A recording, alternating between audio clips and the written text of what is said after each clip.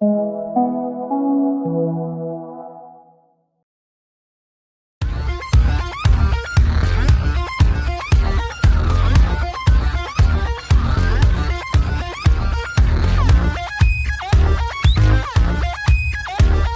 hello everyone. Welcome to the Gamification Report, episode 16. We're going to look at an interesting concept today, that of Gameworlds. And what a game world is essentially is it's an alternate reality. It's called an open world. There are a lot of games such as Grand Theft Auto, World of Warcraft, other multiplayer online role-playing games, which all involve you being in an alternate reality. So you have a whole world of things to do, and these produce these conglomerates of player satisfaction. And this is where the field of gamification is heading right now. So we're going to examine game worlds from a number of different perspectives. We're going to first look at First Nations learning in game worlds. Game worlds and narrative are deeply embedded in how Indigenous peoples learn, certainly in the Canadian landscape. And it's something we can learn a great deal about in terms of creating narrative and more compelling learning structures. Then we're going to look at the classification of game worlds, narrative in game worlds, and mountaineering in game world creation. How do we take something and create an epic journey in a way that will really motivate the learner? So let's get going. It's going to be a lot of fun exploring this. The first thing that we want to look at is this idea of cultural processes in science education, what we would call supporting navigation of multiple epistemologies. This is a paper by Megan Bang, 2010. Now, STEM is science and technology education and mathematics, and it's very, very low in terms of participation with both female students and also with First Nation students. And the model that she explores this from is what's called participatory action research. In First Nations, only 0.63% of First Nations children will grow up to get a bachelor's degree. 0.48% will get doctorates in the area of STEM. And 1.5% of the U.S. population, for example, self-identifies as American Indian or Alaskan Native. 60% underrepresentation at the college level and 67% at the doctoral level. So there's a kind of a cultural exclusion that occurs in First Nations due to, as we will begin to explore, the way they conceive of learning and organize structures, epistemologic, that is, knowledge structures. Native epistemologies, there's a good deal of work by Bang and Bang Meaden and Atran in earlier publications that nature is the focus of a native way of knowing about the world. A European focus, the way we normally teach science in a lot of Canadian universities, would be very goal-driven. We look at your job performance and your desired goals. But the focus in Aboriginal teaching is on relationships and contexts, and that the spiritual practice is actually embedded in meaning, and it has a largely ecological focus, a systems focus. So in short, the way that you would reach an Aboriginal or First Nations student would be to talk about the earth and the relationship to the earth and to nature, and to base everything upon that epistemological structure, not separate it like we do in European logical positivism. So the curricula developed in communities are relationally driven, place-based, problem-based, involving local meaningful interactions in her studies. So they organized a variety of teaching in her research around the global idea that we, that is humans and animals and plants, are all related. So for example, on a specific level, the students were invited to take the perspective of an animal. So suppose I wanted to teach respiration. We would do this in a Western context by talking about the lungs, perhaps the anatomy, gas laws, and diffusion of gases across the alveolar membrane, etc. But if you took this in a more game world slash natural story-based epistemology, you might take the perspective of an animal that is having trouble breathing. The animal might be inhaling carbons or silicates, or might have been near a fire and was having difficulty breathing. And then we might understand how the lungs worked by understanding how the inhaling of gases, for example, would affect respiration. So the entire story is based from an animal's point of view or from something in nature, and then you would bring the factual content into that narrative structure. I hope this is starting to make some sense, that you would build a narrative structure before you would actually introduce didactic content. So this idea of epistemological structure was further elucidated in her work in what was called the Chicago program. And this is the idea that plant ecology became the epistemologic foundation. So students were able to recognize the relatives, seeing plants as relatives or animals as relatives as another living species, by engaging in a close study of one medicinal plant species in a medicinal garden. So for example, if you had a medicinal plant garden that was surrounding your college or university, you would look at that species and you would begin to look at the learning from the standpoint standpoint of that plant. So students were able to remake a relative by interacting with the same plant daily in a variety of ways. They would visit the plant, they would do offerings, they would observe its growth, they would look at its anatomy, they would look at the soil and the plant health. Was there evidence of insects or animals attacking the plant? And these integrated into their activities. So this is holistic narrative building. And I think I want you to see that in your own discipline, creating these, what we call game worlds, and what really they call stories, are the foundation for course design. Now, there are activities for connectedness, and please understand, when a First Nations person living true to their tradition, for example, kills an animal in a hunt or harvests a plant, they thank the plant for its contribution, or they thank the animal for its contribution. There is this feeling that everything is related and connected. There isn't a kind of anthropocentrism where humans are kind of playing with the earth, like a plush toy and doing what we want with it. We have to live in a certain harmony in which we're only one member of a composite system. So this changes the narrative fundamentally. So upon arriving at the forest preserve, students in this specific study were introduced to the history of the preserve and Native people's relationships with the forest, and how that changed over the course of U.S. Indian history. Through this history, they were introduced to community responsibilities to the forest and a respectful protocol. They were also asked to locate plant relatives in the forest and to make observations based on anatomy and proximity. So they're learning botany, they're learning biology, they're learning climatology, they're learning geography, but they're learning it through a narrative in which we are not man apart from, but man integrated with nature. So we would talk about the Western view of learning as being very logical and separated, this was a picture of Aristotle, that we would have an Aristotelian kind of background, and that a holistic integrated view of the earth would be what we would call First Nations or Native. And as it turns out, this is very close to what we're trying to achieve in game worlds. So when we transfer this to try to understand a little bit of what we mean by a game world then is an altered reality. And here's some great pictures on the screen to show you what game worlds can look like.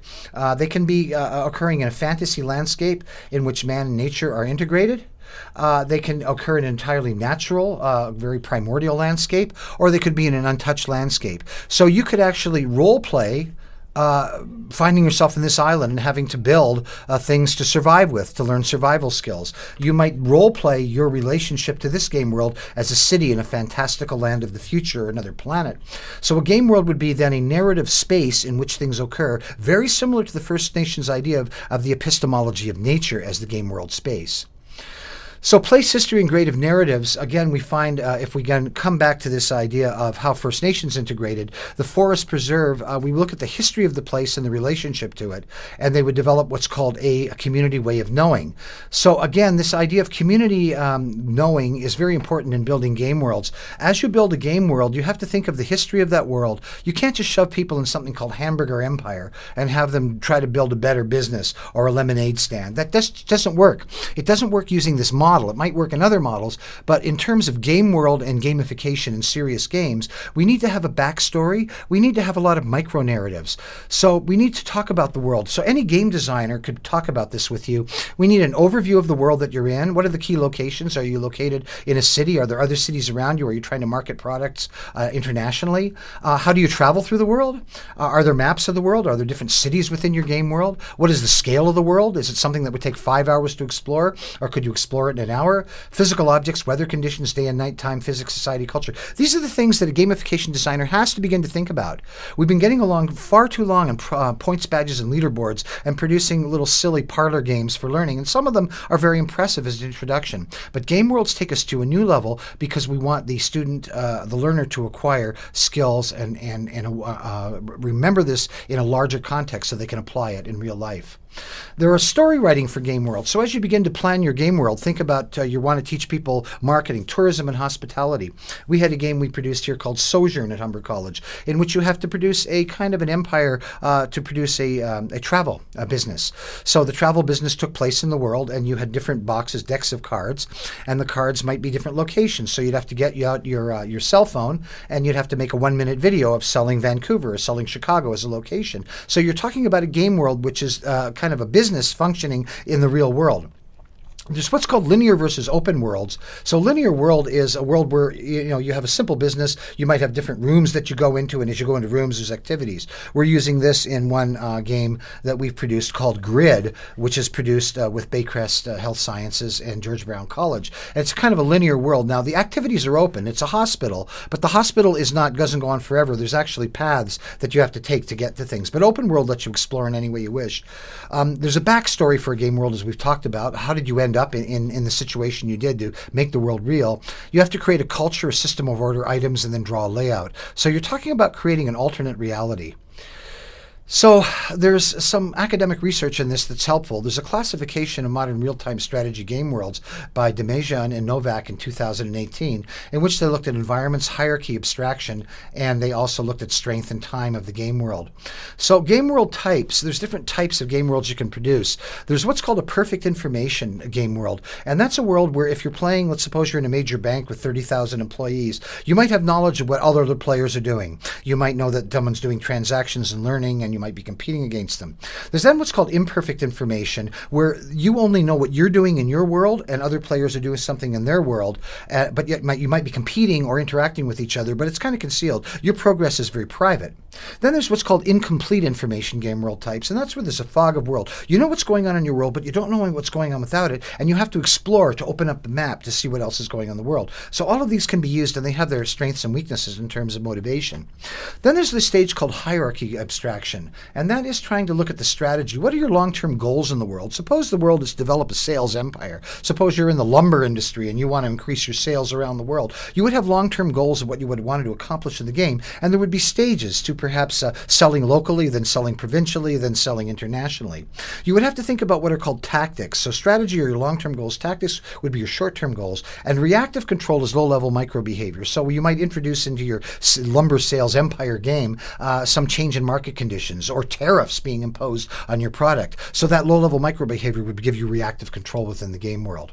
The strength of the game world has to do with the different elements. There's what's called non-equal strength, and those are opponents with different skills. So again, this would be in a strategy. This is based on strategy combat games, but you could think about having different skills. Perhaps you're in a team competing against other teams to see who can open up the most sales territory, and they might have certain skills of transportation or communication. You might have skills in marketing and in terms of strategy and planning. Then there's what's called an equal strength world, and that's rock, paper, scissors. So there's kind of equal strength, but certain things always beat you and you always beat other things. And that is really not that great a combat system, but it's a relatively easy one to implement. And then the mess is time, and that's time elapsed between moves. So if you're creating an open game world for learning, can you have certain things that take 24 hours to complete? So you might complete an assignment, you hand it in, and then when you get the assignment, you might be able to put a building somewhere on a game board, and that building would represent your achievement. But it could be that it takes at least 24 hours to build the building. There's some great games in which you can use in mobile where you might have to climb a mountain. So the game pauses for about 2 hours as you, in the game, climb the mountain in theory, and then so it adds an element of time and planning. In computers, of course, these are based on frames per second and some technical considerations, but we can pause speed and manipulate time in game worlds. So game world narratives, the way we develop them, the way to develop a story, these are different branching stories. It looks a little complicated, but let's just sort of start you off with the blue square. This is a story where you enter and something happens and you have some choices to make. So you could run into an old kind of wise man walking down the road, and there could be 5 different questions you could ask him. And each question, and you can see in this case, any of those questions might lead to the next phase. So you might have an encounter in which you have to learn something or read a PDF or watch a video, and then you get to the next stage of the game. And then the game takes you to these major branches nodes. You can either go this direction or this, and then these open up other nodes. So you see, when you're building a game world, you're essentially traveling with the learner through this space to see and all of these little boxes are learning experiences. So we're populating learning experiences throughout the game world with various outcomes. We can do it in a much more linear structure, which we see this way, in which you can move in a very linear fashion. These are some of the games we built for Blackboard Learn, because learning management systems are linear learning systems, so games tend to have to be linear in design if we're going to use an LMS. And then we can have these circular game worlds, which could be fun. They're these kind of spirals where you keep looping through the game world, but as you do, you check off more of these boxes. So again, when you think of building a game world, think of each destination in the world, whether it's a virtual hospital or a virtual lemonade stand, as a place that you go for learning experience, and then that achievement is marked, and it might open up other parts of the game world for you. And this is what's called a narrative matrix. And we're not going to go into this too much in depth. These are what game designers think about. But you have to think about immersive challenge, deep story, action-packed narratives, and open mayhem. So there are all these video games that meet these elements of game world. So for example, the game Mass Effect 3 has a very deep story, whereas the game Uncharted, Drake Uncharted, or Assassin's Creed Unity might have very action-packed narratives. So what happens in the game world? Can you be attacked? We had a game we built for addiction, for adolescents, where you could be attacked at any point by these roving synth mobs. And the idea of the game was to escape from the bowels of the earth and to build these civilizations on the surface of the planet. So we had an action-packed narrative because this is a game for teenagers. And we went to teenagers and we did a study in which we said, what do you want to see in a game that would help you beat addiction? And they wanted action, they wanted fighting, they wanted combat, including the female gamers. But you might take people that were much more interested in opening a spa, and you would have a game world of called Spa Empire. You wouldn't maybe use action, but you might use immersive challenge and deep stories. So this is the way that game designers begin to think of what kinds of things happen in the world. Is it a peaceful place or is it a dangerous place? Is it stressful experience or relaxing? So again, it's this idea of player versus viewer. So if we're reading a book, it's very passive because we get ideas over time. So if I'm reading a PDF or something you've given me about my training, I'm going to follow a linear. Now movies give me a sensory experience and we get more ideas over time, but there's no interactivity. The movie simply. So this is if you're using videos for training. It's very passive because ideas are introduced as you watch the video and your senses bring them in. And as you can see here, games are interactivity. So you interact with the game world. And this is the power of the interaction, of course, with the narrative is what locks in the learning. We're going to finish off today with looking at how we build game world experiences using what I call mirror worlds. And that is taking something in the real world that is a compelling story and using that to build a game. If we look all around us, the universe is filled with wondrous things. So we're going to talk about Monique Rashard, who was the first person to climb this mountain in Canada we're going to talk about. So this creates a compelling story. So her story of survival on the mountain. So this is Mount Logan, which is the highest peak in Canada. That's quite a mountain, and a lot of people die on Mount Logan, and she nearly does in the travel. So she decides to become the first woman to take this mountain on solo. Now, I don't know about you, but I wouldn't even know where to start. Maybe I would want to go up this ridge. It looks a little safer than these sheer cliffs. There would have to be planning, strategy, and tactics in determining how much food to take. You're going to climb this alone. How long is it going to take? What will the weather be like? 50 below. What will you do in event of an injury? You've got to realize that there's not a lot of people that can come in and help you. But this is an interesting story. She actually is saved at one point randomly by other climbers on the mountain. So here's Monique Rashard. I think she is really a gutsy woman to take on Mount Logan solo. I wouldn't go near it in a 10-foot pole, but she's an experienced mountaineer and decided to take on the challenge just this year. So this is the level of strategy. She decided to take this approach here. This would be Camp 1, and she would hike up this glacier to Camp 2, finally to Camp 3, which she calls the football field, Camp 4, the windy camp, and finally to hit the summit at 6,000 meters, roughly 18,000 feet. These are Himalayan type mountains. So this is her strategy, and her tactics would be what she did to make the pitches in between. So you can see that we could put your players in a game world where the object would be to climb a mountain, but you have to build this level of immersion into it. You can't just say build a mountain and draw it in a picture and have them come up. You would have to build strategy and tactics that would emulate some experience that you would want for the player to have. So here's Monique using her tactics, her low overall strategy in climbing, but now these are the specific tactics of knowing how to set up lines, and she's using a Jumar here to hook herself on. In all likelihood, she had to do multiple carries to get equipment up to camps. So we begin to see how in the game world we would look at tactical learning within this journey. And there are many different quest stages that occurred. She fell in a crevasse halfway through, but she was able to rescue herself with her skis. Crevasses are holes in the snow that made me go down hundreds of feet. So she fell in the crevasse, and when she did, she was able to catch herself with her axe. Her skis were off her back at the time, so she was able to take the skis off and put them them across and kind of bridge herself to escape. She finally gets to the summit, and she only spends 10 minutes on the summit because you could imagine she's in a state of exhaustion. And as she descends, this is where a lot of mountaineering goes south. It's the descent that you get into trouble. So she became lost at one point. She couldn't find the right way back down. She was dehydrated from lack of water and exhausted, and she called for a helicopter rescue. But helicopters were unable to get to Logan because of conditions, so she was on her own. But just underneath her, there was someone named Stéphane Gagnon and his son Guimond, and they were climbing on the mountain at the same time. And they received her call for help and came up and helped her and rescued her, adding another element to the game world experience of help from an external agency. So Monique's game world is transcribed somewhat like this, where we have these different choices, tactical choices that are made, and we could insert learning in this mountain climbing expedition with the idea of a 3-act player, there being a crisis where the climber is nearly killed at one point and is rescued. So Gameworld transcription process has to do with the idea that we have a real-world narrative, that is what you're trying to teach people to do in the real world as it connects to other things in the external environment. Real-world quests, things you want them to be able to do. Real-world analytics to be able to understand how much they're learning and outcomes. Now, this has to be converted to a game world narrative, quest, analytics, and outcomes. So you're essentially, each stage of the game you're producing a game world, you're making these translations as it did. That's all that we have for today. Game worlds are the future of learning. I think you've had a good basic primer on how to start to build compelling adventures.